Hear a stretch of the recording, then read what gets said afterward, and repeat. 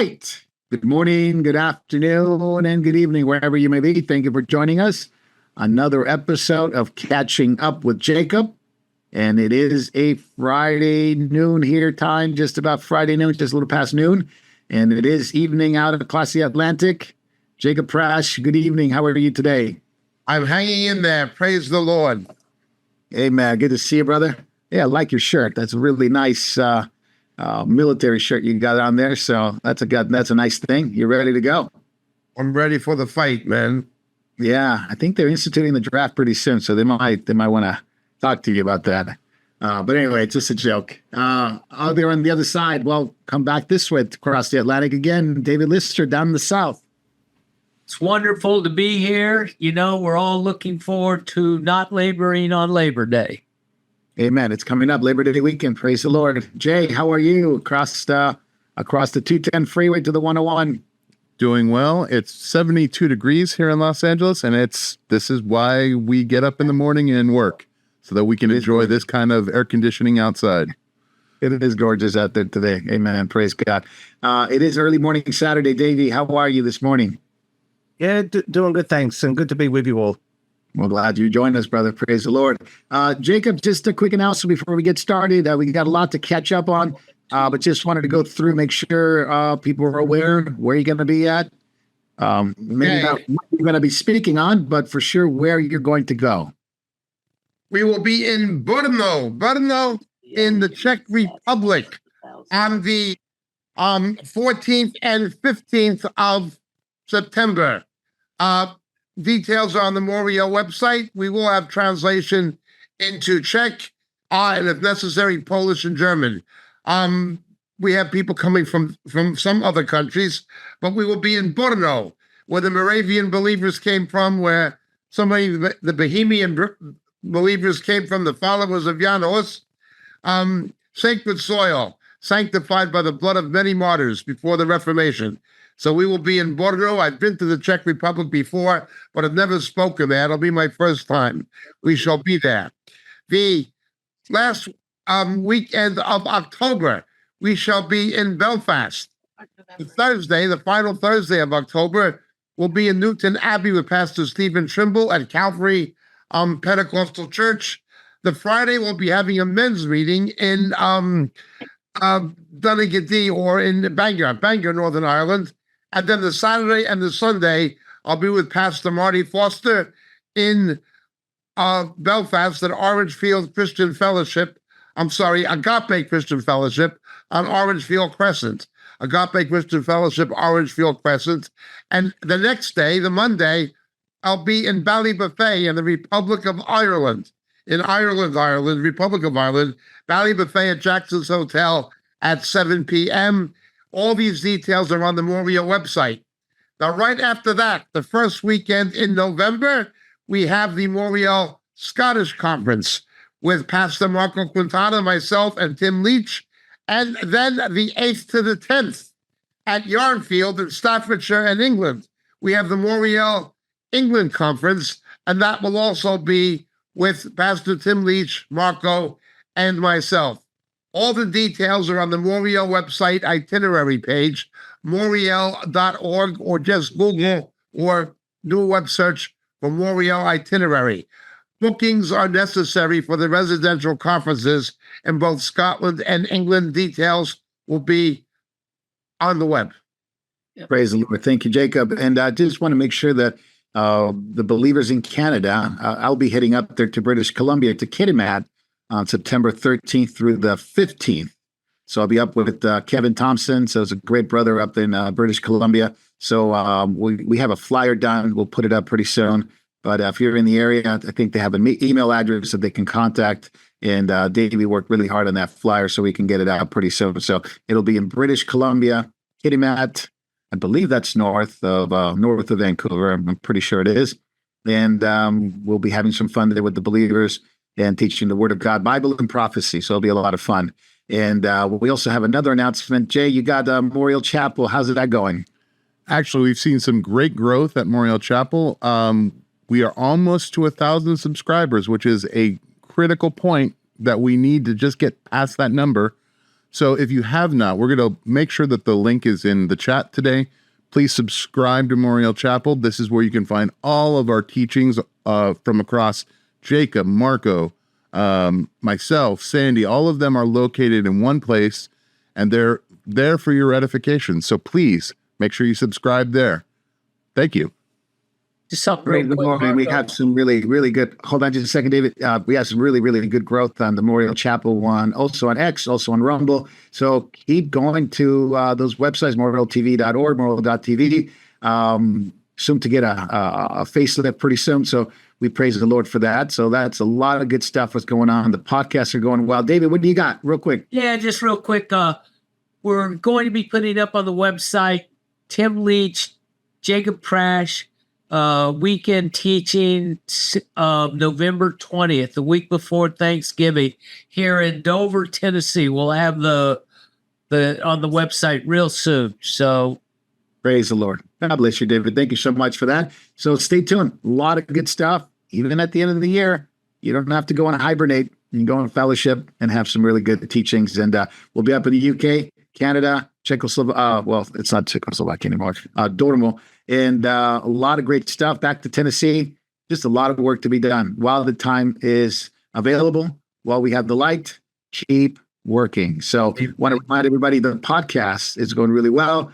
The social platforms are going really well, and we welcome all those who are watching on different platforms. And to go on Backstage, we won't be on YouTube and Facebook, so you're going to have to go to the other platforms like Rumble and Vimeo and X, as we've seen some really good stuff on X. And we're going to have some interesting stuff on X, like we're going to do a Spaces pretty soon with David Lister and Elon from Israel and Jay from here from the States on Twitter Spaces. So we will give more information as that comes. So but if you're not on X yet, I want to keep calling it Twitter. I'm from the mid 2000s. If you want to go back on, if you want to get on X, we will announce when those spaces are going to come on board. I think even Kent is going to join us in one of those spaces. So that would be a really, really good thing. So don't want to miss those. Those are specifically for X. Those are specifically exclusive stuff for that platform, which has been growing really well. So with all that said, all right, Jacob, let's catch up. Awkward interview with Harris. And before we get started, I want to mention, I watched it, so maybe other people didn't have to. So I took a bullet for the team. Her polling points dropped by 5 points on Polymarket, on Predicted. She stumbles. It was not a live one, which was a lie the CNN put out. They had the CNN live little logo. It was not live. It was pre-taped. 18 minutes were cut out. Not only was a pre-tape, it was heavily edited. Yeah, they would not release the transcript, so we don't ultimately know all the faux pas and remarks. But let's start there. Communist Harris is coming out, and she's coming out after your capital gain tax, the inflation. She's coming against your profits. She's coming against anything you own. She's going after it. She might as well be a Soviet, but let's start with that, Jacob. Well, her father is a communist, and even he doesn't like her. She was not even, her father was not even at the convention. What does that tell you? Uninvited, I know. What is interesting is even the mainstream media that's not noted for its honesty or integrity had to deal with the fact that they didn't want to say she lied, but she lied. She was saying, my positions have not changed. They've been consistent. I'm against fracking. I'm not going to ban fracking. I've never been. There are television clips of her saying videos, yeah. The woman is an open liar. She lied about the coherence of Biden and that he was not suffering from geriatric incoherence, which he was. She lied about that. Now she's caught lying again about her own statements. That's why she keeps saying, unburdened by the past. In other words, I'm going to be able to lie without having to have any accountability for lying to you. Just forget. That's a good communist. That's a good communist. And there are enough stupid people who will vote for her anyway and overlook that. There's enough stupid people. it is most frustrating that people can be that stupid. And many of the stupidest people are university educated. Yeah. Isn't that amazing? College professors, most of the people that are for Harris are, with the demographics, it's women, Anglo-Saxon, Caucasian women, college professors, school teachers, people that, in a normal sense, will be educated. They'll be educated enough to know reality and to know the basis of truth and how to discern and how to weigh out what she says and what she doesn't say. But they are the most ardent supporters, including, I hate to say it, Jacob, too, even Jewish people that should know better because of her love for Islam and Gaza and Hamas. And yet they continue to go down this, this dance of death that they're doing with her. She may be actually, Marco, telling the truth because she may be reading somebody else's views Yes. of that paper. Her sister. Sort of that Obama in her ear thing. Yeah. That thing was all scripted. It was all scripted. You can Now, see the debate will be very telling because ABC, which is, again, not a very fair platform. She's friends with the person who runs ABC News. It's not a very fair platform. Have said that they're not going to leave the mics on. That's right. The request.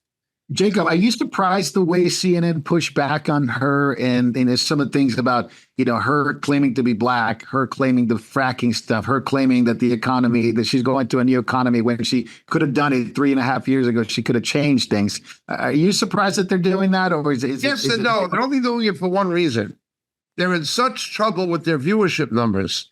They're in such trouble financially. They're in such decline in their viewership ratings that they have to try to come back to the center somehow. That's the only reason. That is the only, if they behave with an ounce of integrity, it's only because they're forced to save their own skin. So if you basically hold a gun to their head, so to speak, that's free, that's a speech. YouTube don't censor. Except that they're holding the gun to their own head and they put the bullet in it. That this is the only reason why they're even seemingly doing it, because now they have some Republicans. Some Republicans are coming on CNN. Now, the type of Republicans you want to know. They're rhinos. Yeah. And so they're saying we're balanced now. We're fair. We're balanced. Look, we have Republicans who only spent their time as praising Harris and attacking. Many of the Bush people, the Cheney people and the Bush people, Romney people, that horrible man. I can't stand the guy, Mark Cuban, that businessman. Yeah. Horrible. That is a horrible figure. They're backing Harris. Yeah, there's 200. Rhinos will back Harris. Yeah, 238 McCain, Romney, and Bush alumni, basically campaign managers and people that were in their campaign, are endorsing Harris on an open letter. Open letter, just saying we support her, not our own Republican Party. Yeah, and Hemp is the governor of Georgia is no better. Yeah, they want to keep the industrial defense complex running, the war machine running, keep the money coming. So, David, I want to ask you this. Her capital gain tax plan, right? Capital gain tax will certainly inflate homes at least by 50%, because now if you sell your home, you're going to have to pay 45% tax on that home. So homes are going to inflate overnight, right? Long recession is coming. Yeah, she wants to take the profits. Unrealized gains is 25%. And as soon as her interview happened, Dollar General plunges 29% in the stock market. You can pick it up as $87 or something like that. And so when the poor are so poor that they can't go to general store, this is a telltale sign. Comment about that. Well, first off, and that 25% unrealized gain. So like, all of us who are benefiting from a house that has appreciated, let's say $100,000, when this law passes, even though you haven't gotten that house sold and taken that money, you still have to pay a tax on it. Now, if your home goes down, well, that's not good either. So you still had to pay it, so it's kind of crazy. They want to up the capital gains to the highest. I believe it's the highest in the whole world. In the world. That's right. And so all that means is all these corporations are going to have new taxes they're going to have to pay. And since they manufacture things and sell things, products, whoever buys products will be paying for that tax himself. So That's right. she says they're going to cut your taxes. So she's going to allow you to have some tax money in your right pocket, but she's going to be getting in the left. But then she's already said she wants to let the Trump tax cut expire, which means that what you thought you were going to get in by her tax cut is going to now be gone out of your pocket before that one comes in. So this is just going to make it worse on the lower middle class. This whole thing is going to only benefit the super rich. So people are naive if you want to vote for these type taxes and all these other things she says she's against now. Only believe what a politician does. Not what they She's say. shown you what she does. Comment on that. Open border. Yeah, Go ahead. Open border, fracking, cut it, kill it, higher electric costs.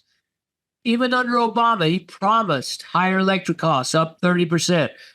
Biden, higher electric costs, up 30%. So, keep voting these guys in. They'll take all of our money. Well, when your enemy tells you what they're going to do, believe them. Believe them. David, comment on the Dollar General one, though, because what is that, a canary in the coal mine? Yeah, this is absolutely, it shows you that the lower middle class and the lower class are being crushed. If you can't go to the dollar store and you can't support the dollar store, because like I live in an area where it is kind of lower middle class in a lot of places, and I've seen the stores, they're empty. You drive by them, they're empty all the time. When I first moved here, they were always busy. So people can't buy. They're going to either buy for their kids and stuff like this. We have in my little town, we have 4 food banks. We just had somebody from North Carolina donate $20,000 to one of our churches here to buy food. They're giving away 225,000 pounds of food every year. So and the need is just getting bigger and bigger with these people. Yeah, we're just getting started for this. So those who don't know, Dollar General is like the name says, it's a dollar store, meaning that you will find things that are on the lower level in terms of prices. Obviously, you won't find name brands. You'll find generic brands, but they're still good. And so far, over the past 4, maybe 5 to 10 years, they've grown. They've opened up a lot of stores because people just had less money to buy and purchase things. Purchasing power has gone low. Now those stores are struggling because people just can't afford to even go to those stores. Yep. So the canary in the coal mine is when you see poor people on the lower end of the scale can't even afford to go to the stores that are meant to be purchased at a lower price point. Then you got some big problems because like you said, David, the electricity is not going down, price of energy is not going down, gasoline's not going down, and they're actually keep going up and up. And now price of home. So every time your home increases by $20,000, and you have to pay $5,000 on that increase to the government.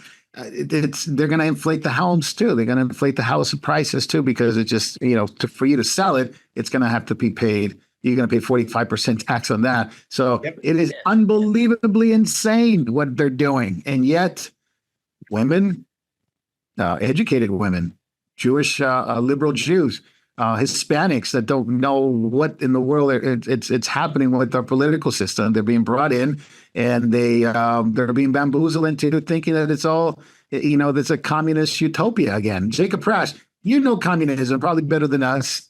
This is not just communism. This is extortion. This is a destruction. Communism. It's neo-feudalism using radical socialism as a vehicle to enhance the power of the super wealthy, to enhance the power of the elites who are basically the vassals of the super wealthy, and to further subordinate working families and suppress the middle class. But you've got enough, again, people can be easily manipulated into doing stupid things like digging their own grave. You know, let's go back to Obama. Any black person who voted for Obama after black families' incomes went down by $900 a year after 2 terms of Obama, as we pointed out multiple times. When a black person voted for Obama, they dug their own grave. Economically, they dug their own grave. Yet they'd vote for him again, give him another shovel. This is what's happening. This is what is happening. Unions, more and more jobs are lost by these policies. More and more jobs. Give them another shovel. They will dig their own graves. Unless it's something they need, like the teachers' unions, which is simply a political campaign fund for the Democratic Party. It's just a sludge fund. You're right. And that turns the school system, the taxpayer-funded school system, into an agency of indoctrination of youth. You know, to the point about Dollar General really quick, I just wanted to also point out that inflation is very real. There is a store called Five Below, and it replaced Dollar General as the place where you go to buy things. At the beginning of this year, February of 2024, that stock was at $200 flat for a stock. Today, it trades at $75. A loss, Man, of almost, I mean, 70%. $5 a share. Yep. 60% loss, decline in market value of the shares. And again, that's inflation. 1 year, 1 year. Yeah. And that's going from $1 store to a $5 store, $5 and below. And they're losing money. To Jacob's point, when you vote Democrat, you are doing what the Egyptians did. You're selling your land to Pharaoh. You're selling your lives to Pharaoh, but without Joseph actually doing any of the work and administration. And then eventually you sell yourself, you sell and eventually it will just be for a permission to buy anything. It'll be 666 for sure. Jacob, I want to go back to you real quick because, we're talking about this and who would actually support her. But there's one group that's conspicuously missing from her support group, and that is Black Lives Matters. And they said on their website that she was anointed, not voted on. So they I hate to even agree with Black Lives Matters, but in this case, they did have a point that it was thrusted upon the American people, never allowed the American people to vote for her. Yes, well, they were more supporters of people like Sanders and those further to the left. Harris, although ideologically Harris is the same as Sanders. Correct. There's no difference, and she's just as far left as he is, maybe in some ways more so. She still has to feign the pretense of being some kind of a centrist. Well, and the media will, of course, lie for her and help her to lie, as you saw in this interview. Well, she's no centrist. We have to help the middle class. All she's done for the last 4 years is make war against the middle class. Their unbelievable capacity for not only lying, but lying hypocritically is unbelievable. The only thing I find more astounding is the stupidity of people who will believe her. Jacob, it's in some way, and correct me if I'm wrong, we've never seen, there's always been liars and there's always been people who fall in for those lies. But for the most part, majority of people were able to tell the difference. Now it seems like it's the minority of the people who tell the difference. And it's like, I don't know. Well, let's look. Well, Barry Goldwater was a conservative. He was a conservative. Lyndon Johnson ran against Goldwater as the peace candidate, Johnson was running against Goldwater as the peace candidate, while Johnson, McNamara, Dean Rusk, and co. were secretly planning to expand the Vietnam War. Yet running against Goldwater, who would have ended the war in 6 weeks. You know what I mean? They put themselves as the peace candidates when they were the war candidate. And there was enough stupid people to vote for him. Enough stupid people to vote for him to think he was a peace candidate when he was just a liar. There was enough stupid people to think that Richard Nixon was a conservative. Richard Nixon was no conservative. He was a Keynesian. He put in a wage price freeze and didn't turn off the printing press. Richard Nixon When Americans were dying in Vietnam, he opened the door with détente to trade with the Russians, and then opened the door with China, who was supplying the North Vietnamese with the hardware to kill Americans. But there were enough stupid people to think he was a conservative. Always, it's McGovern who's the extreme left. People have always been stupid. They've generally always been stupid.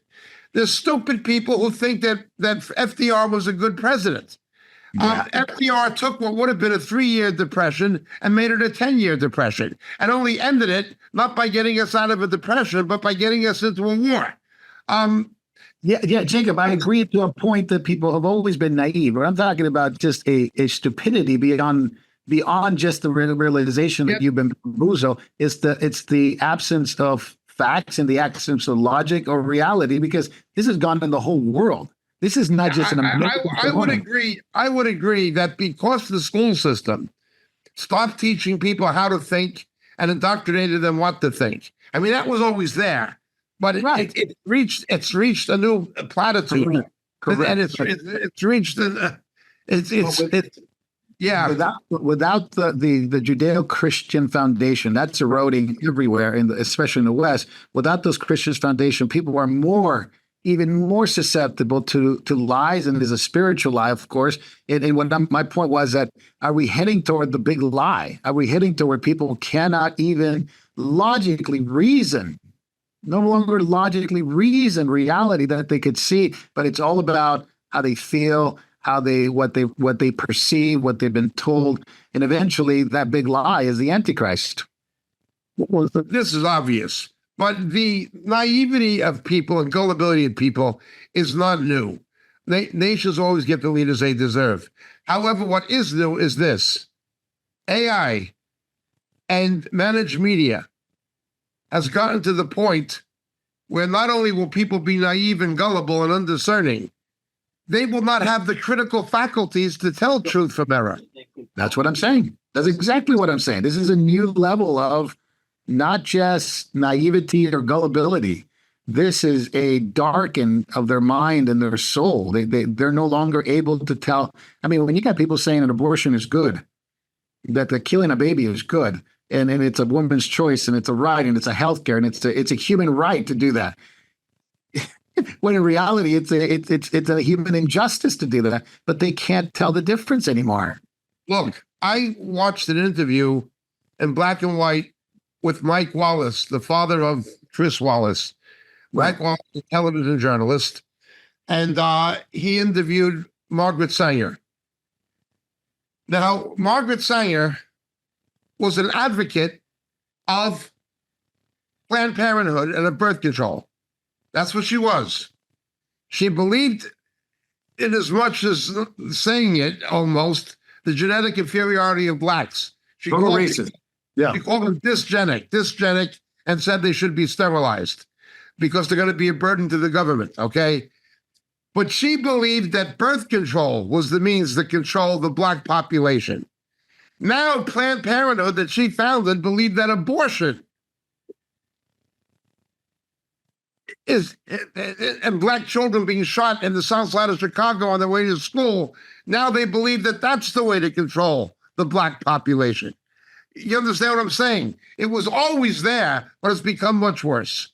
Oh, much, much worse. And without at least in the black community, without the Judeo-Christian gospel being present there anymore. I mean, I remember going to school and my friends that were African Americans, they always had a grandma. I wasn't a Christian, but they came from Christian families. I did not come from a Christian. They had grandmothers, they had mothers, they had fathers. They were praying moms, they were praying grandmas. There was it was a preservation of the society because of salt and light was being there. They knew they couldn't act like that because grandma told them not to do that because the Lord told them not to do that. Now that's absent. That's not there anymore. Completely gone. And they're turning to Islam, which is a religion of black oppression. It even gets much worse than that. You can't believe the way that these people can be lied to and so easily manipulated to believe stupid things. We go back now to the 1960s, okay, when Johnson first did this with the Great Society, because this was politically and sociologically engineered by the Democrats, okay, with guns and butter with Johnson. Okay, There was a Kennedy Democrat, a senator from New York who had previously been U.S. ambassador to the UN. He was a centrist Kennedy Democrat, Daniel Patrick Moynihan. He warned in an extensive report that what you see happening now in Black America, he warned this is what was going to happen to Black people and what the policies of government and society were going to do to the American Blacks. What you see now is exactly what Moynihan warned about. And he was not a Republican. He was not even a conservative. He was a centrist Democrat, sort of. He was very he's like Robert Kennedy's son, that camp politically. And he warned this was going to happen to Black America. Only now something else has happened. What was taking place in Black America then, with the increase in babies being born out of wedlock with absentee fathers, that has now come to Hispanics and Caucasians. The amount of Caucasian babies being born out of wedlock is what happened with Blacks in the 60s. No, you're absolutely right. And Hispanics are following right the same way because it's a different form of Hispanic. I want to talk about her pick for vice president, Jacob, because he is they cut from the same ilk. They're cut from the same ilk, but he is a definitely Marxist communism. I mean, his wedding anniversary is on the anniversary. Well, they're both stupid and they're both Marxists. Yes. Yeah, his anniversary. It's the anniversary of Tiananmen Square. So they picked that day because that's where Chinese people were killed by the government and the PKP. So it tells you what kind of mentality he has. And he talks about free speech and he says there's no room for free speech in our democracy. Now, that's an oxymoron there, but talked about free speech. No guarantee free speech, he says. No guarantee. Well, when you use the term oxymoron in connection with someone like him, you have to emphasize the moron. But the real morons are the people who would vote for him. He literally, I mean, not only they call him tampon team for obvious reasons. In boys' bathrooms, he put female product. Yes. But he talks about no guarantee for free speech, but he says he would guarantee the human rights, protection of those who are attracted to minors, adults attracted to minors. That's right. He would guarantee the human rights. He signed it. Human rights of pedophiles, but people who speak against it can be guilty of a hate crime. That is how evil that man is. Look, if he's going to hell anyway, let's just pray the Lord expedites the process, because it's very unlikely he's going to repent and believe any kind of Christian value. He says the law was so offensive to LGBTQ, which was a statute that people that are attracted to minors, that's a crime. That's a crime. That's not good. It was in Minnesota statute. They took that statute and they basically put a line through it. This says no. The people that are attracted to minors are not going to be included in this. It's a human right, and they need to be protected as human rights. So they crossed out the language, and they just attached it to human rights as if this was a natural thing that you need to do. Talk about an insult to the LGBTQ community, that they all are minorly attracted people. Come on. Can you imagine that? What did I say?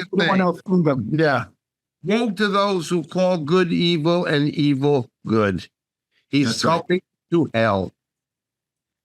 Yeah, physical attractions to minors does not qualify as a sexual orientation. And that's what they wanted to do in Minnesota, and they did it. It qualifies as sexual orientation. So you were physically attracted to a minor, and when I was a kid, you got a beating. Police will come and give you a beating for that. The whole town will come and get you out of there.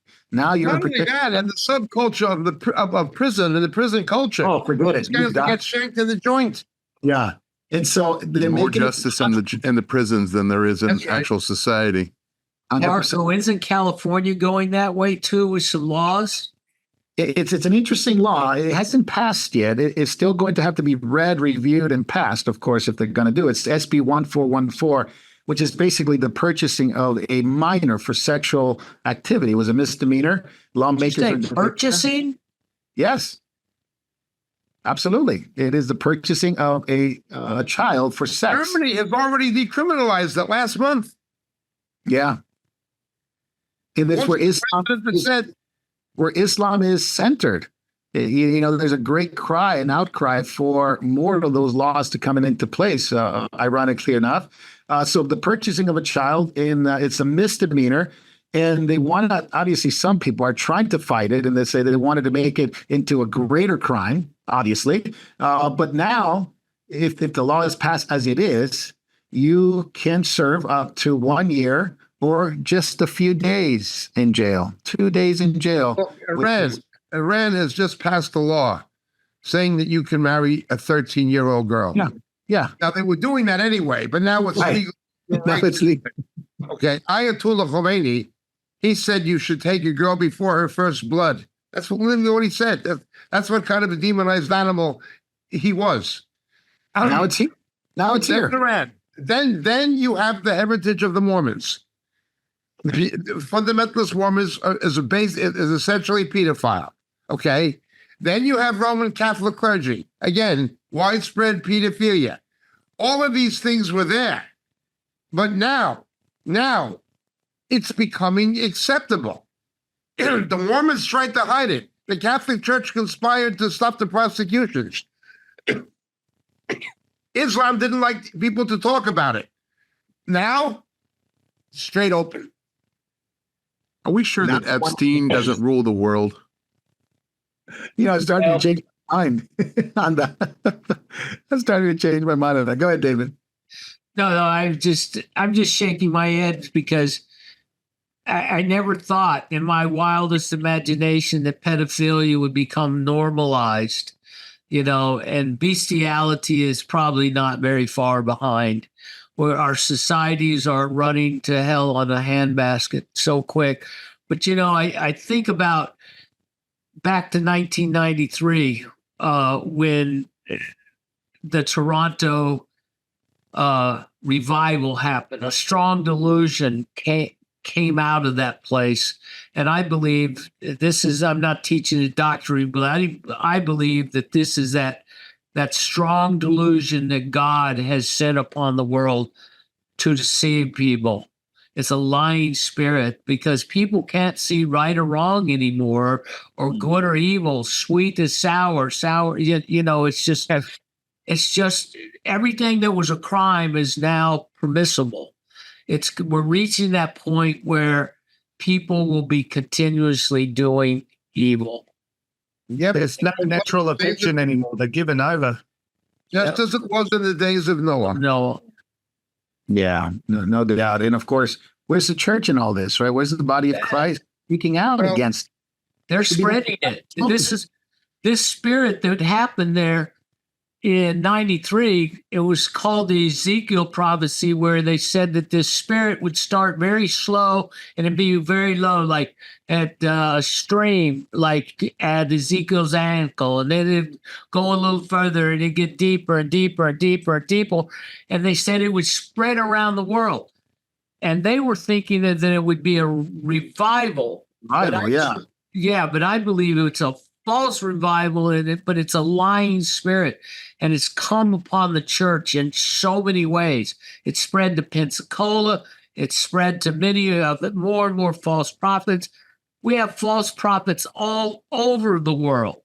Yes. TBN kind of came in around that time with their satellites and have spread this. And Rodney Howard Brown on getting drunk at Joel's bar. And this thing has come into the church, and the church is pushing it everywhere. That lying spirit in Pensacola of Michael Brown and John Kilpatrick. Yeah. It was that water getting higher and higher and higher thing. Yep. From Ezekiel 47. Yep, this is what happens.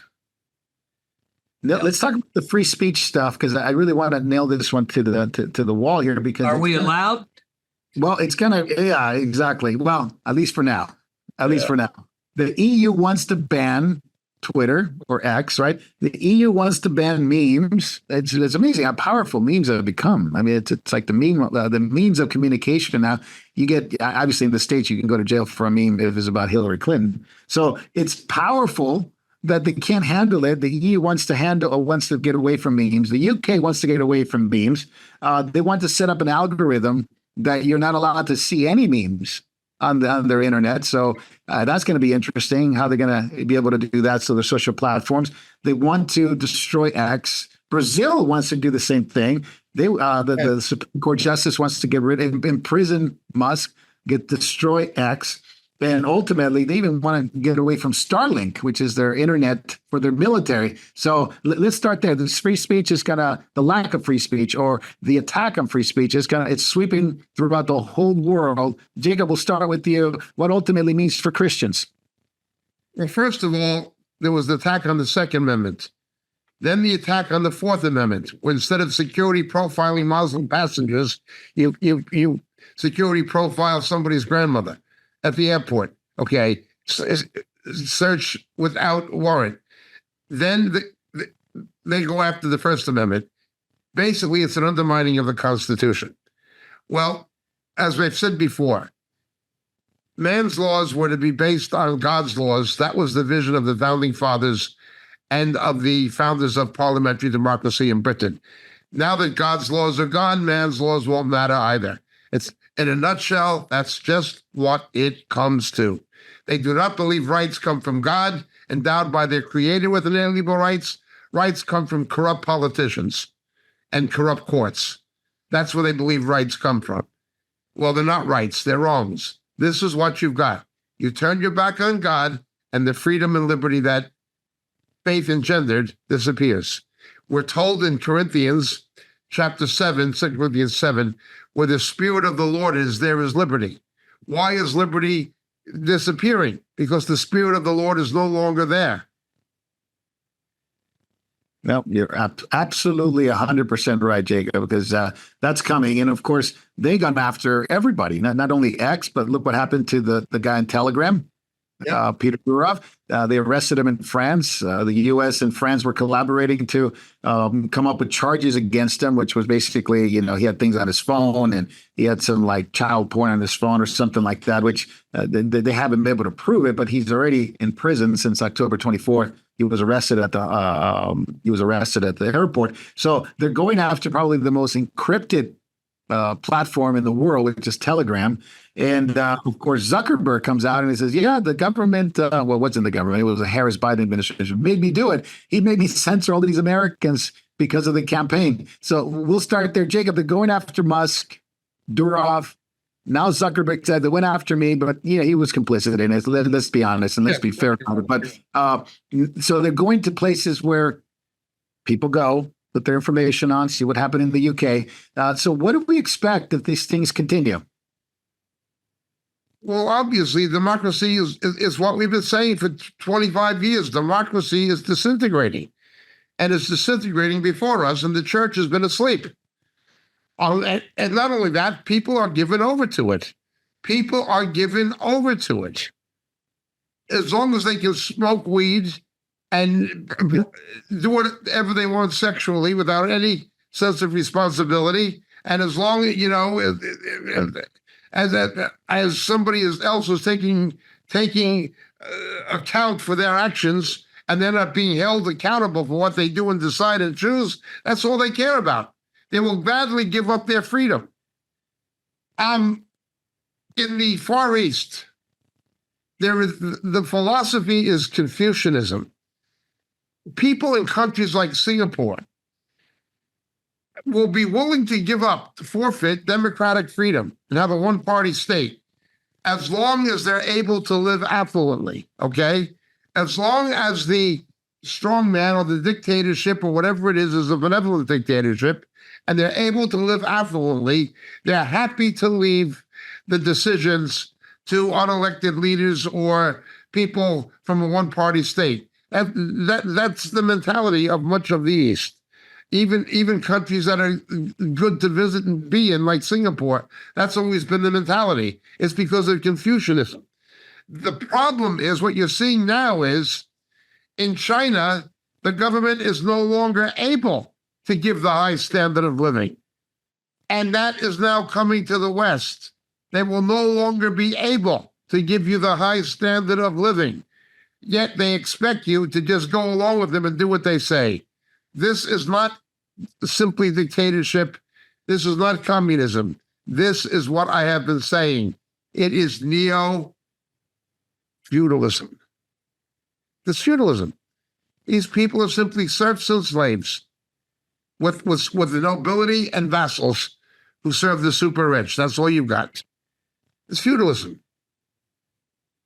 David, the fact that Christians have lived in a freedom for 500 years or so, in terms of since the Reformation, and there's been some times that we're free in the West, and sometimes it wasn't. But for the most part, at least in America, we have enjoyed a very window of time where we've had no restriction to the gospel, to believing in Scripture, to preaching Scripture.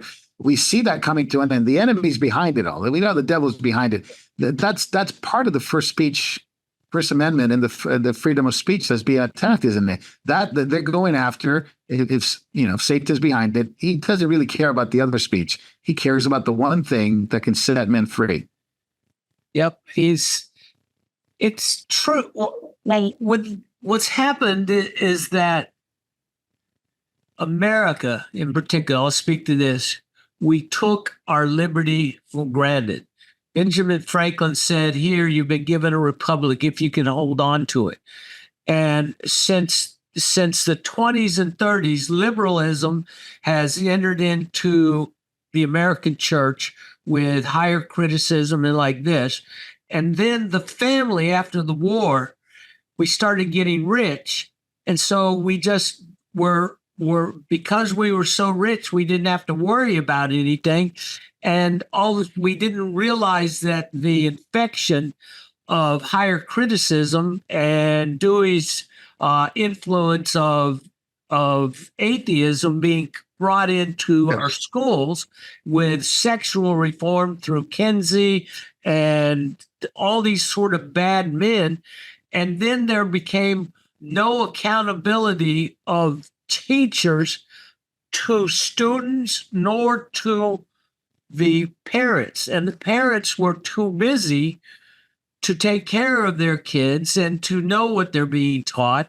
And by the 70s, after when I was out of school, already critical thinking was thrown out of the window, and unions were just getting raises for the teachers, and bad teachers, they still got to keep their jobs, and good teachers just left the system because it just wasn't worth it anymore. Now there is no accountability. Look in Baltimore, 76% of the students in a Baltimore school system are illiterate. Yep.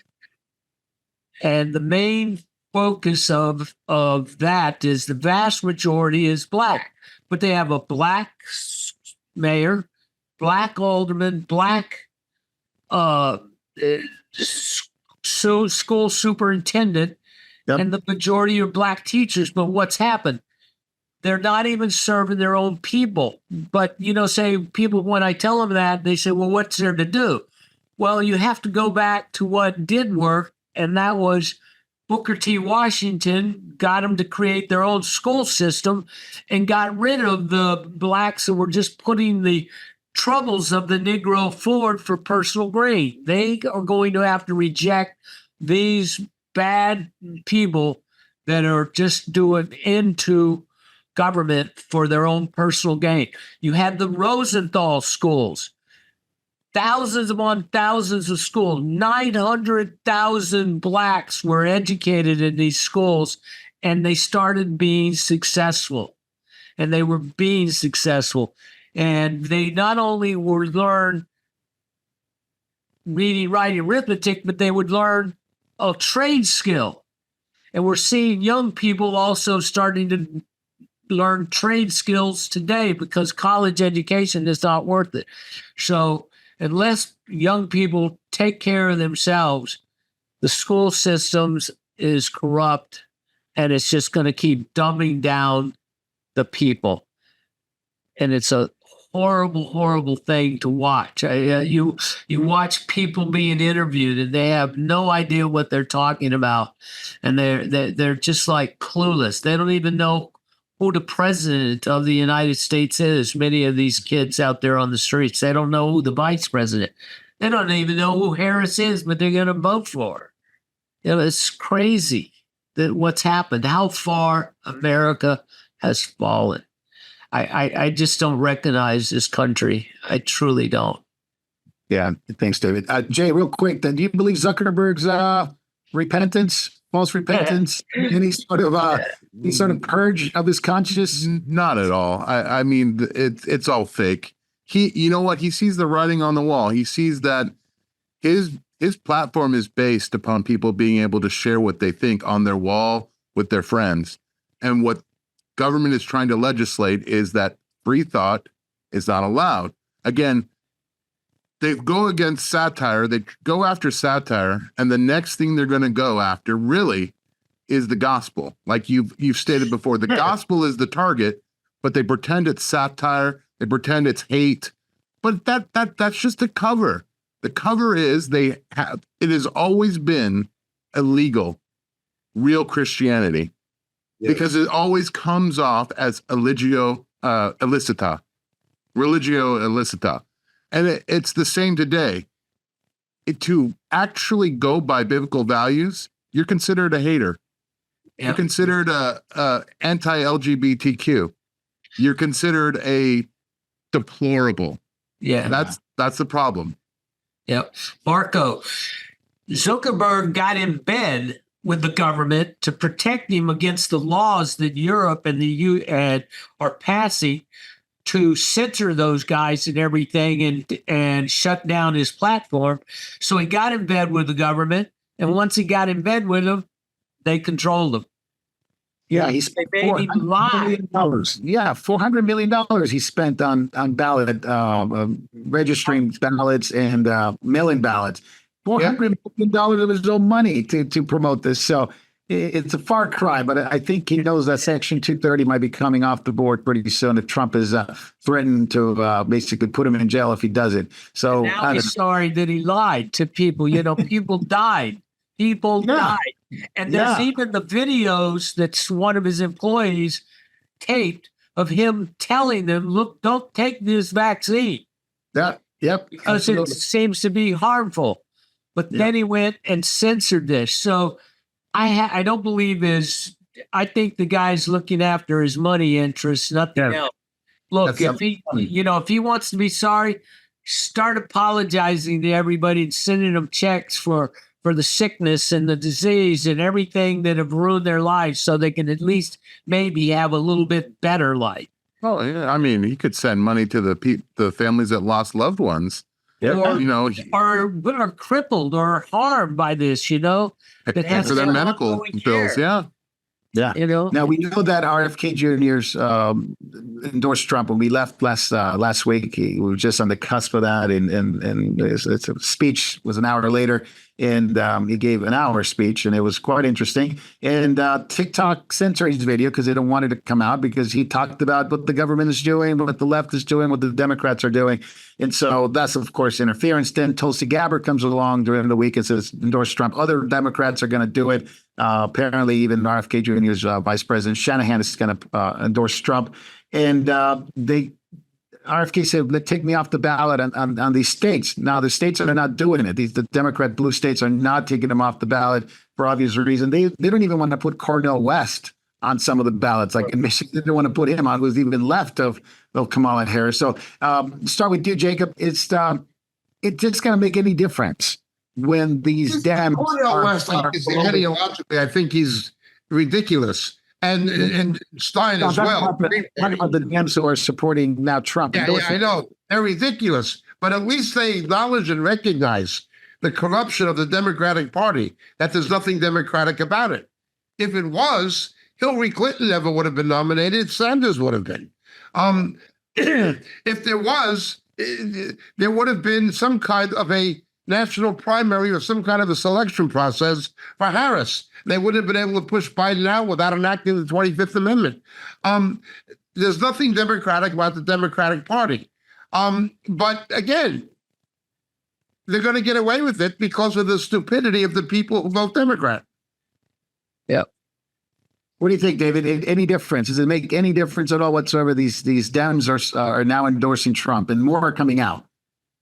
Yeah, hopefully it will. I mean, that's what we have is a hope. But I mean, I think it could backfire on them in any state that gives out proportional representation for electors. If one of them wins some electoral things, and even if some electoral votes, that could backfire on them. But they're concerned about Kennedy. They're concerned about these other people. But I don't know. They seem to not be so concerned, and they keep running these high polls for her. And do they know they could cheat and get away with it? They still have these Dominion voting machines. I remember when Mr. Garvey went from 1.2 million votes to 900,000 votes in just a matter of a half hour. It's out there in California in the runoff. How do you lose 300,000 votes? Well, a machine. Yeah, overnight. Just Overnight. It's not nobody. Everybody's sleeping. Don't worry about it.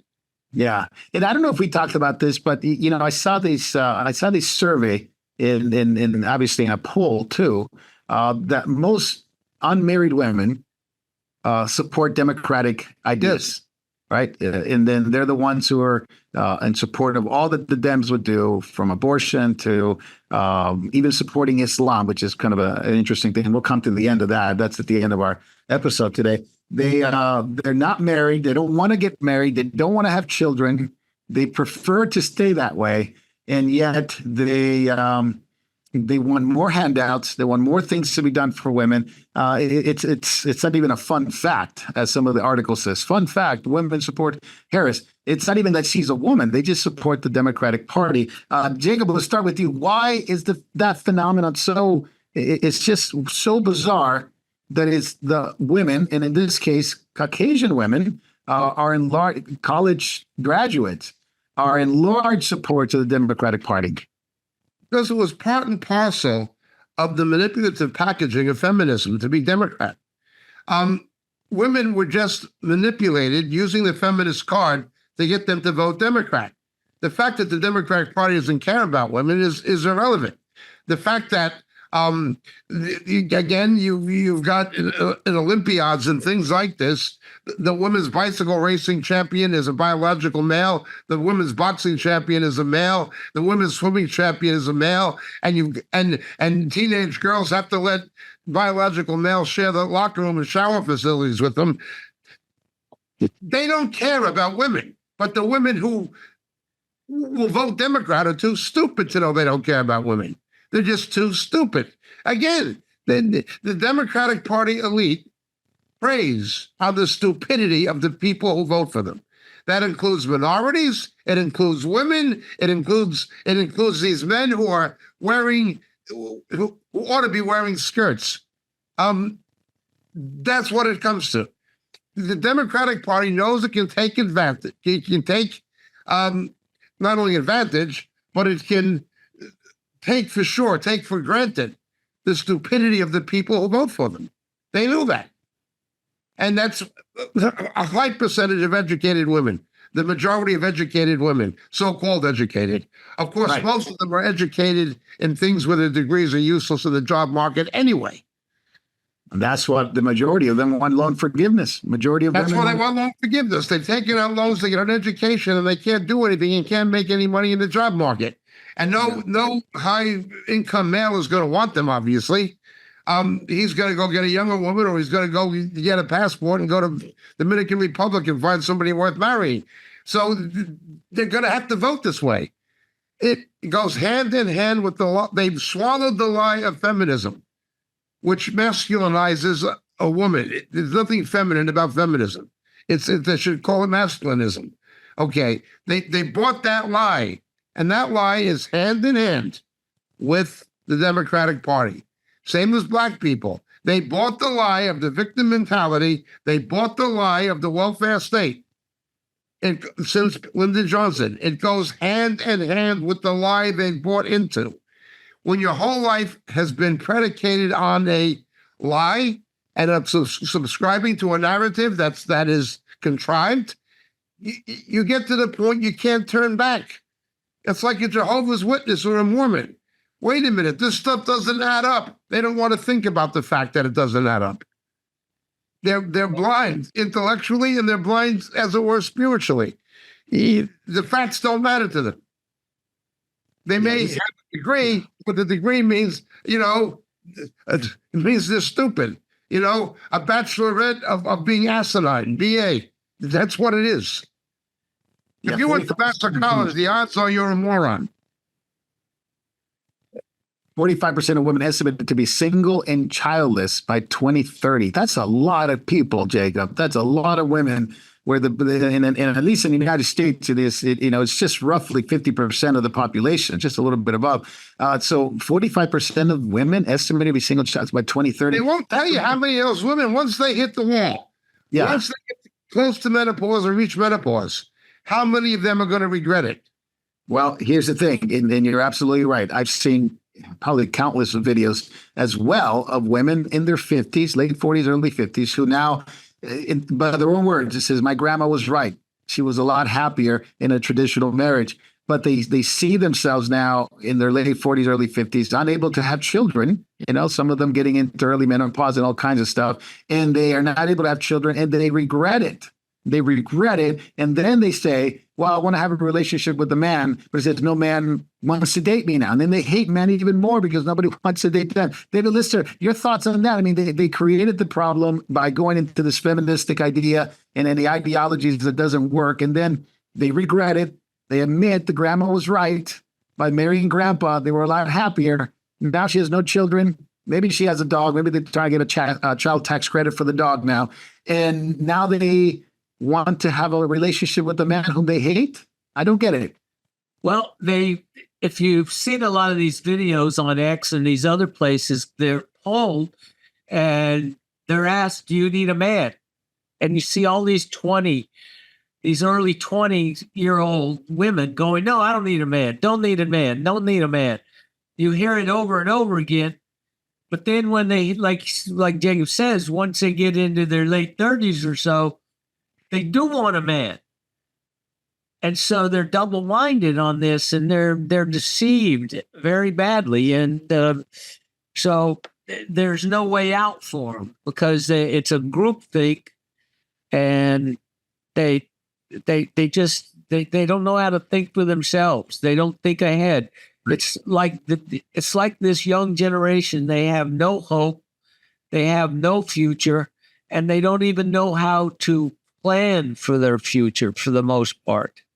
They've lost they don't know. You think, what would you like to do with your life? I talk to a lot of younger people. They say, I don't know. Well, how, if you don't plan or have some goal that you want to have in your life, you're lost. My people perish for a lack of vision. They have no vision of future. They feel that this world is hopeless.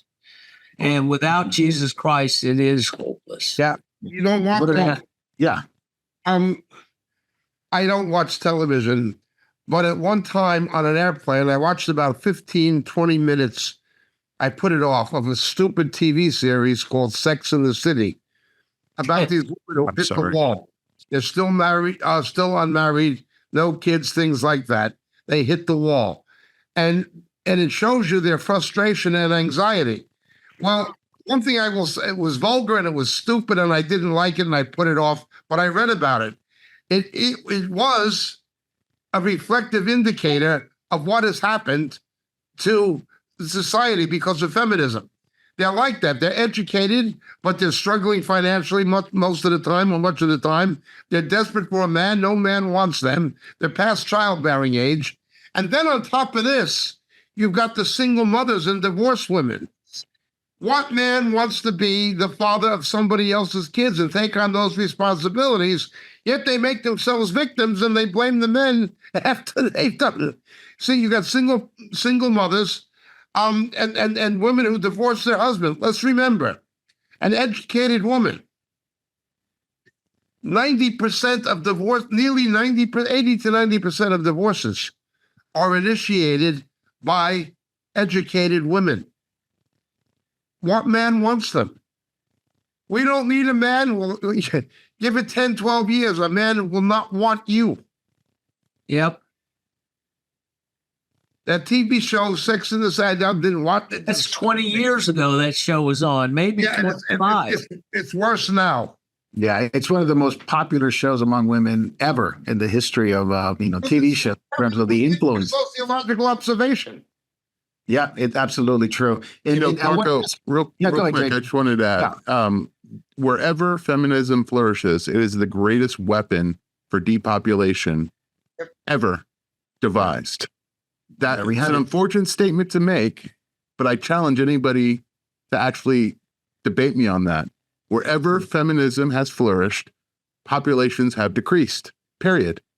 Yeah, no, absolutely right. And you know what else too, Jay? A lot of these women, and it's almost identical. The percentage of women that don't want to get married and have children, a lot of them come from divorced homes. Like they really don't have any relationship with their father. They come from a broken home. They don't see marriage as anything that's good. So if you want to drill down to the point where society is like, okay, what happened? Well, it's the fact that we made it so possible and so realistic to get divorced. And there's no accountability of any sort of thing. So marriage is destroyed, kids are destroyed, and the likelihood that these kids will go on without a relationship or even end up divorcing themselves are pretty high. Yeah, I mean, Jesus said, "What I have placed together, let no man separate." But we have made divorce so accessible that any man can separate, any woman can separate. Just like that. Wanted to switch gears real quick because I did want to talk about some of the effects that are going on in the West in terms of not only the free speech, but also the illegal immigration and the invasion that's going on. Because what we expect and what a lot of forecasters and prognosticators are saying is that there is very real possible scenario of unrest, civil unrest, even civil war in the U.S. After the election, one way or the other, meaning that if one party wins, they're going to burn cities. If the other party wins, they're going to burn cities anyway. So the same party will burn either way, based on the outcome. If Kamala Harris gets in, they'll burn it. If Trump gets in, they'll really burn it. And but now you have a governor in Colorado who is experiencing what maybe other states are going to deal with. Is Governor Jared Polis from Colorado. He is very welcoming to illegal immigrants. He made a video, which is weird, insulting, I guess, to Hispanics. He's saying Feliz Navidad, and he welcomed them into his state as a sanctuary state. And suddenly you have, Jacob, illegal gangs, hordes of Armed gangs. Yeah, collecting rent at apartment complexes because they're running at least that part of the city. Connection rackets, yes. Yeah, over to you. Go ahead. Well, if you vote Democrat and somebody knocks on the door and demands you pay them rent for the right to live there, and they're in the country illegally, and they got a gun pointed to your head, and you voted Democrat, well, you got what you voted for. Man. If he pulls the trigger, well, that's what you wanted. You got it. I've got no problem with it. I did. Yeah. I mean, you got to see these. I mean, these are wild videos. I thought I was looking at, Caracas or some kind of in Latin America, they do this all the time. Caracas in Colombia.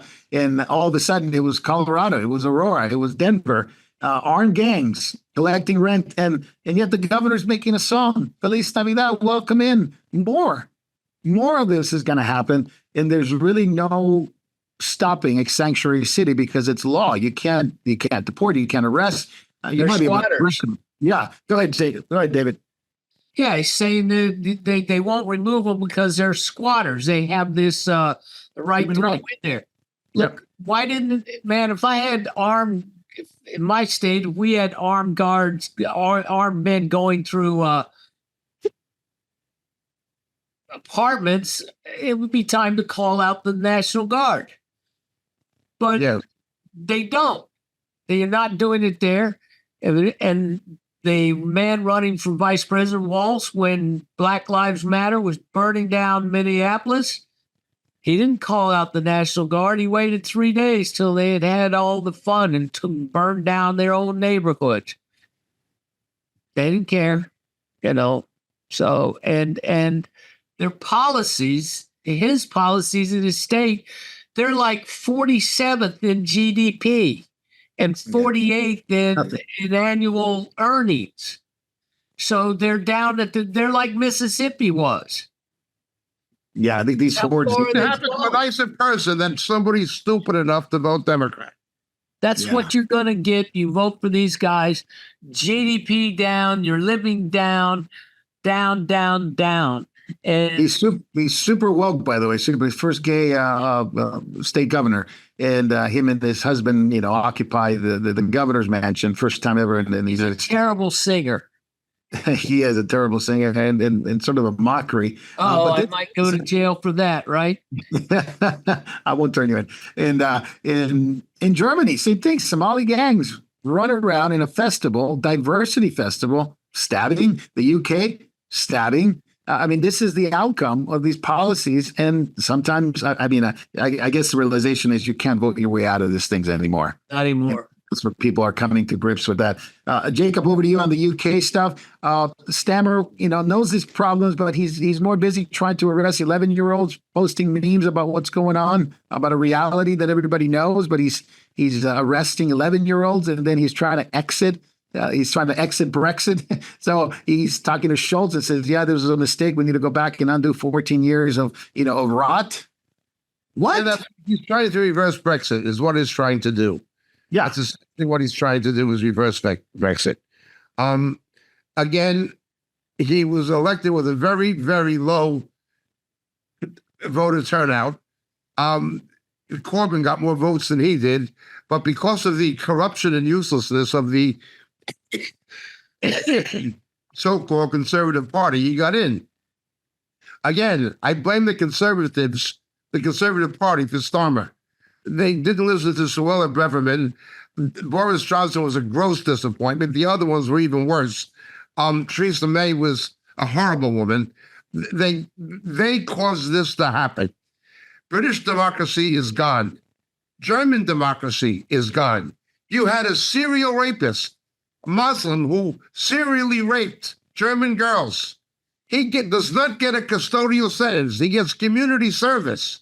But a woman who attacks him on Facebook is sent to jail. Wow.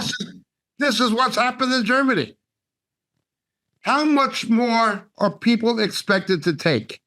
We've seen reactions in England, and they call them right-wing extremists and hate groups. We've seen it in Ireland. We're seeing it in Denmark. We're seeing it in France. We're seeing it in Germany. How much longer will this go on before people begin defending their countries?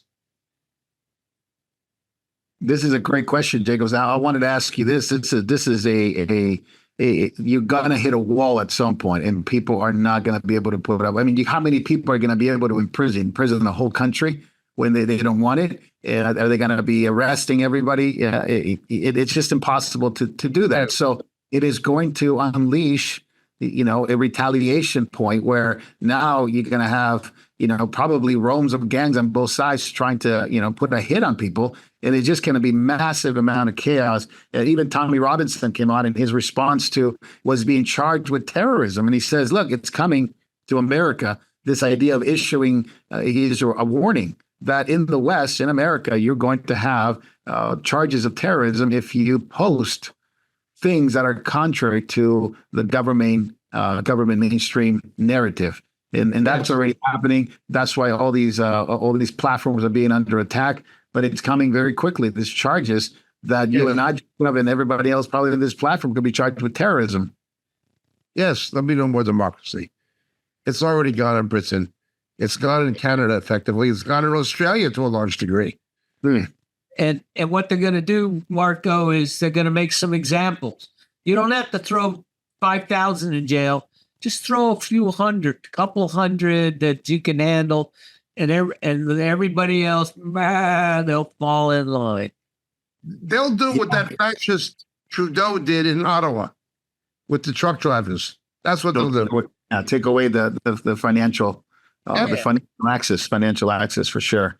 And but that is happening very, very quickly. And maybe even by the end of the year, you're going to see a whole shift in the West in terms of how Australia, New Zealand, Canada, United States, UK, and South Africa is already there because of all the violence that's there. But it's changing very quickly in the West. And I don't think. Do you think Christians are ready for this, Jacob? Do you think Christians in America are ready for this? Oh, no, absolutely not. Absolutely. Many Christians think they get out of here before it gets bad. Yeah. You got that. Yeah, Go ahead.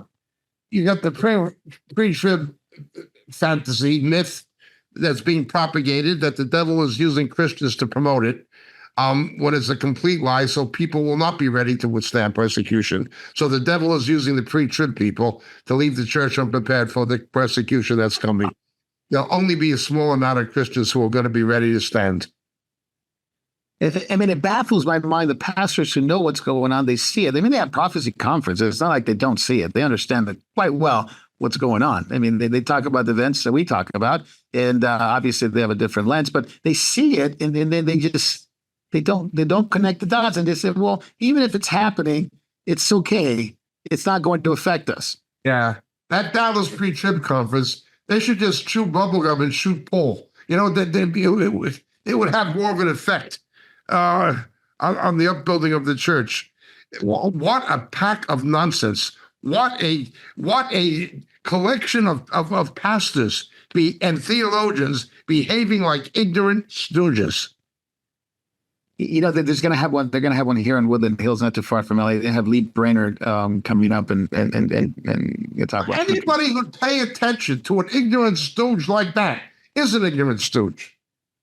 What's interesting, that's what he is. He's an ignorant stooge. They have guys that are talking about almost identical things that we're talking about, and they're concerned for the lack of freedom, the lack of right. Then they'll bring up another guy that says, don't worry about anything that they just said. Basically, that's what they should say. It doesn't matter what it says. We're not going to suffer it. Yep. It's like a contradictory. If I'm sitting there, that's a contradictory message. I said, you're telling me about this, and yet you come up and then you say, no, don't worry about it. And so, well, the devil's got a long payroll, and Rick Warren and Stephen Furtick and Andy Wood and Brainerd, these people are on it. And I just wondered if somebody would say, you know what, if you don't think we're going to endure this, why are we having this conference? Why are we talking about this? If it's really not, if it's really not that we should care about or important. Maybe they say it's important because you got to know, but if it's just knowledge, okay, it's just knowledge. But if you're telling me because I need to prepare spiritually and mentally and of course physically and thinking about what's going to happen to our Western Christianity here in America or in the UK or something like that, then what would then okay, I understand we have to prepare spiritually for this. But if you're just telling me on the next message, it doesn't, or we don't have to deal with it, I wonder where the disconnect is. I wonder where the cognitive dissonance is. Well, I would say many of them don't understand Matthew 24:25 as instructions for living in the last days, that there'd be a rise in persecutions, a rise in deception, and a rise in apostasy. Sure. But these three are not. Don't worry about that. The rapture happens before all that. You've got false teachers who the devil has raised up, like Thomas Ice, who are telling people that's not for the church, that's for unbelieving Israel. Yeah, and that's my point exactly. I'm going to pivot because this is our last topic, because according to dispensational theology, it's all that is about Israel. The persecution is for the Jews, it's the apostasy is for the Jews. It's all about Israel. And Israel is the only nation today that is willing to fight the reality of what the West is. It's what's coming to the West and what's already there. 328 days ago, October 7th happened. 1,200 Jewish people were killed, babies, women, children. 251 hostages were taken, women, babies, children, including Americans. Nothing's been done about it. In fact, we've only attacked the one nation who knows what Islam is all about, and they're trying to fend them off. And yet it's been criticized and attacked as a murderous people. And I would say that there is an interesting documentary by Pierre Rihov, which is a very good filmmaker, and it's called Pogroms. And it's on Rumble. So if anybody wants to watch it, it's on there. And it documents the reality of what Islam says about not only the Jews, but also about Christian and how they were singing Allahu Akbar in the middle of killing all these people. These are films, these are footages that they took away from the attack. And it's quite amazing to think that this was recorded by even Hamas and put out as this is their legacy. This is what they're trying to accomplish, is wipe out the Jews. And then, of course, what they say is Sunday people are next, the Christians are next. And they do this with the example of like where we took down Constantinople, we took down Jerusalem, Constantinople. Now it's going to be Rome, then it's going to be America, then it's going to be, of course, they talk about Russia because of the Russian Orthodox Church. So, Jacob, we'll start with you. This documentary is today's editorial, Melanie Phillips cited the chief rabbi of South Africa, pointing this out. How the Vatican, how Lambeth, the Archbishop of Canterbury, are remaining silent about the unspeakable persecution of Christians in Africa. This is a rabbi speaking out. How can they do this? The only thing the Israelis are guilty of is what America should have done to Saudi Arabia after September 11th. I thank God for every single radical Muslim the Israelis killed. I thank God they're dead. I thank God the Israelis killed them, and I pray to God they kill more, because these people are demonized, and if you don't kill them, they will kill us. Not just Israelis, they'll kill us. What the Israelis have done in Gaza is what we should do in places where these radical Muslims are demonstrating in the streets and burning American flags. We should do to them what the Israelis do to them. Well, it's national defense. One of the reasons that comes up, Jacob, is because the church is failing to evangelize Islam and evangelize those there. We're thankful for our Filipino missionaries who went down to Maranano, the southern island, and had some converts. So people, if you do your job and you learn how to witness, we can stop some of these, but even our veterans organizations and security organizations are very concerned about October 7th type attacks right here in America. Can you imagine? Let's just hope that if they kill people here again, they're mostly liberal Democrats and Bush Republicans. Well, unfortunately, they'll probably be all over. Can you imagine one day 100 different attacks?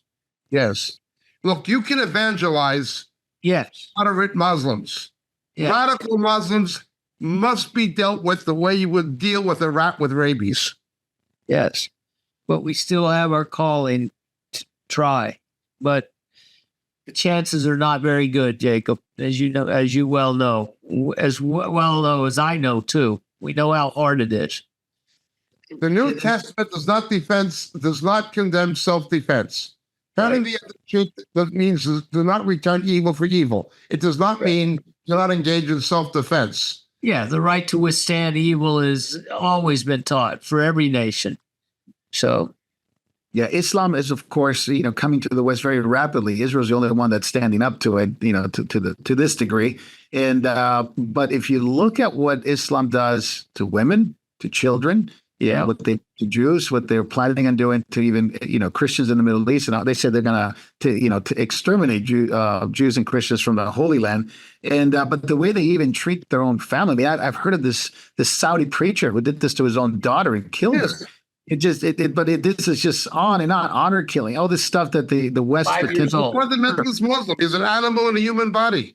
The religion, fundamentalist Islam, takes a human being made in the image and likeness of God and reduces them to the level of an animal.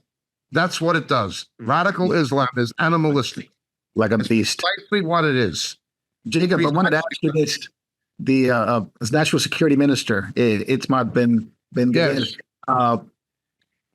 Orthodox Jews have been praying more and more on the Wailing Wall, more and more to the Kotel. He's actually, Ben-Gvir, he's actually proposing a plan to build a Jewish synagogue on the Temple Mount. Now, this is quite interesting. Itamar Ben-Gvir wants to build a synagogue. But also, the Israeli government is saying it is going to allow guided study tours, archaeological study tours of Jews onto the Temple Mount, which Jews call Har HaBayit. Muslims call it Harem al-Sharif. Remember, Revelation 11, that is the most contested piece of real estate in the world, okay? It's the most contested piece of real estate in the world. The time of the Gentiles will not be over until those mosques are demolished. Now Jews are going up there. Now, who in Hamas spawned this October 7th attack? They were called the El Aqsa Brigade. The El Aqsa is on what the Muslims called the Haram al-Sharif. It's on the Temple Mount, the Har HaBayit. That is what they believe they're fighting for. And now when you have Israelis going up there praying and wanting to even build a synagogue, which we know will be a prelude to rebuilding the temple. We know that. Right. You see what's happening. It's coming to the abomination of desolation. It's coming to what the Lord said would happen. Yep. So, Jacob, you see Daniel 2. We talked about Daniel 2 about the clay in the iron not mixing. We see Daniel 10. We have Persia, the prince of Persia, and the prince of Greece as well. Very dominant in the world. These principalities, and in the West, it's lost all its freedom in terms of the Judeo-Christian values and the erosion of their foundation. So, decadence, loss of freedom, economic collapse, endless wars, lawlessness. In history, if history is any barometer of what's going to happen next, but we also have the scriptures to tell us the future, it's always led to dictatorship. This is how the Caesars came on, and this is what Hitler came on. Always. So are we in the cusp of that? Always. Of course we are. If you were to say, I thank God for every Nazi that the royal forces, the British forces, or the American forces killed in the Second World War, I thank God for every Nazi they killed, because those Nazis would kill us. Thank God that the GIs and the Tommy boys, the British, killed them first. No, nobody have a problem. But when you say the same thing about radical Islam, it becomes a hate crime. But there's no difference. It's the same exact thing. Yes, we've reached that point. Yes, we've reached that point. And so what we should expect next as these things continue, as God allows it, and you mentioned, Jacob, times of reprieve are part of the course of labor pains upon a woman. There's times of reprieve. So people get, they get fixated on it. They say, well, we're going back to normal. But it's just the prelude to something stronger that comes after that. We should expect a higher degree of dictatorship, a higher degree of totalitarianism, because just the lawlessness is going to be absolutely out of control. And the only way to put them down is to have a Caesar-like coming into power. That's what's going to happen. Yeah, very, very interesting. I think. But he will seem to be a benevolent, positive figure. Like Nero. He came in as a man. Initially, yes, like Nero. Initially, he seems to be benevolent. Yeah, amazing. I think Christians, we don't really think about where we are in history. We kind of lose track of that, and we lose the compass, and we don't really read our scriptures, and we need to really go back to the Word and go back to, as Derry was talking about, disciple making and preaching the gospel to the people. So, we reached the end of our episode of Catching Up. Very, very explosive, very good stuff, and we have questions. So if you have the questions, send them on Rumble. Jacob Prash will be happily to take them and take on those questions and give you some solid biblical answers. So we appreciate you guys staying on with us. It's getting a little bit late, so we're going to take Jacob and put him to bed pretty soon. So send the questions in on Rumble, and we'll see you guys in a few minutes on Backstage. We won't be on YouTube. We won't be on Facebook. We'll be in the other ones like Rumble, Memorial TV, memorialtv.org, Vimeo, and Telegram. As long as Telegram's still allowed to be used, now that they imprison they're holding, not to say Pavel Durov. So it's going to be interesting to find out if that Telegram is going to be available pretty soon. So, but it will be on the other ones as well. So God bless you guys. We'll see you soon. Hello, and thank you for watching Memorial TV. There are so many things that are happening at Memorial Ministries worldwide, from the Philippines to Japan to India to Africa, and back to Europe and the United States. So many of our brothers and sisters are spreading the good news of Jesus Christ to this lost world. We are so thankful for your prayers. God has been faithful and has blessed us in so many ways. If you'd like to partner with our efforts abroad and at home, please take a moment to click the link in the description and help us as the Lord leads you. Thank you very much, and God bless.